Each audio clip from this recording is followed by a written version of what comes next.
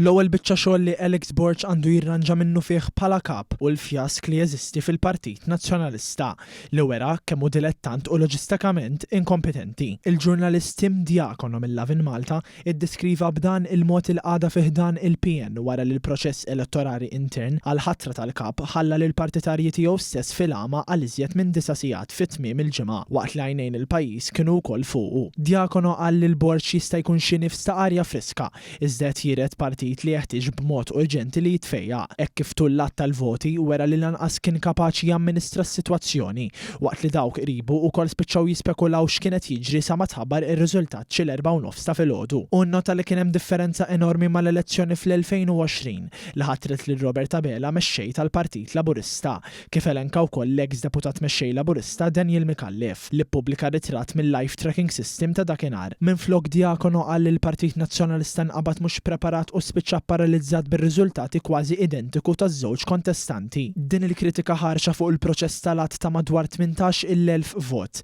tkompli ma' dawk minn ġurnalisti oħrajn li kienu preżenti fuq il-post u anke opinjonisti nazzjonalisti. Fost dawk kien hemm l-editur tal-Malta Today, Kurt Sansone, li qal li l-Kummissjoni Elettorali tal-PN ma kienx dgħenja. Mal-istess sentiment ingħaqad l-eks deputat nazzjonalista u l-avukat Franco De Bono li qal li l-proċess kien wieħed redikolu. Anke l-avukat Austin Samut innota n-nuqqas ta' professjonalità u l-farsa fil-proċess flimkien mas servizz fijak mill-Midja Nazzjonalista u wkoll iddubita mill-Kummissjoni Elettorali Nazzjonalista wara li din qalet li l-ewwel kellhom jagħtu r-reazzjoni l-kontestanti fuq ir-riżultat qabel ma dan seta' jiġi ppubblikat.